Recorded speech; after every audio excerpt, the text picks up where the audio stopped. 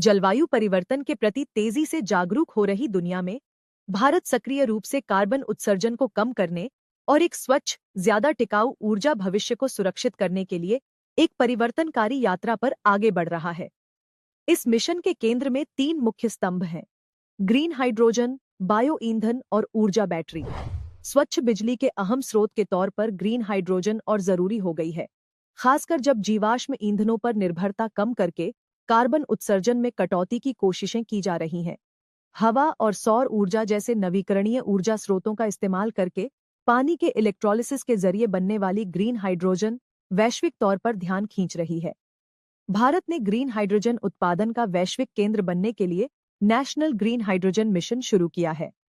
2047 तक ऊर्जा स्वतंत्रता और 2070 तक नेट जीरो उत्सर्जन हासिल करने के महत्वाकांक्षी लक्ष्य के साथ भारत भारी उद्योगों, माल ढुलाई, शिपिंग और विमानन को डिकार्बोनाइज करने के अपने प्रयासों को आगे बढ़ा रहा है। दुनिया भर में ऊर्जा के नवीकरणीय स्रोतों को बढ़ावा मिल रहा है, क्योंकि कई देश जीवाश्म ईंधन की जगह टिकाऊ ऊर्जा स्रोतों के इस्तेमाल पर ज्यादा जोर दे रहे हैं। अंतर्राष्ट्रीय ऊर्जा एजेंसी का अनुमान है कि 2028 तक तेल की वैश्विक मांग 59 लाख बैरल प्रतिदिन बढ़ जाएगी।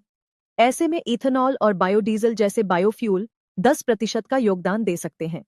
इथेनॉल बाजार के तेजी से बढ़ने का अनुमान है, जिससे आयातित कच्चे तेल पर देश की निर्भरता कम हो जाएगी।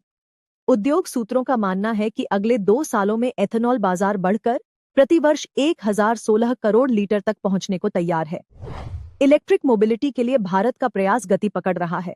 2030 तक बेची जाने वाली 30% निजी कारों और 80% दोपहिया वाहनों को इलेक्ट्रिक बनाने की योजना है। ये इलेक्ट्रिक वाहन एडवांस्ड बैटरी टेक्नोलॉजी पर निर्भर हैं। इस परिवर्तन को बल देने के लिए भारत ने आयात पर अपनी निर्भरता को कम करने के उद्देश्य से एडवांस्ड केमिस्ट्री सेल मैन्युफैक्चरिंग के लिए प्रोत्साहन शुरू किया। चुनौतियों में लिथियम और कोबाल्ट जैसे कच्चे माल को सुरक्षित करना, बैटरियों को कुशलतापूर्वक रिसाइक्लिंग करना और अगली पीढ़ी की बैटरी प्रौद्योगिकियों के लिए अनुसंधान और विकास में निवेश करना शामिल है।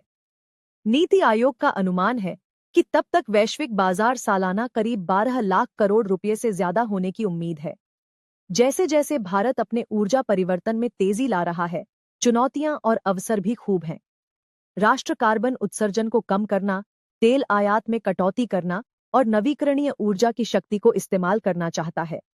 नवाचार, अंतर्राष्ट्रीय सहयोग और सही तरीकों को बढ़ावा देकर भारत हरित ऊर्जा समाधानों में ग्लोबल लीडर बनने की ओर अग्रसर है।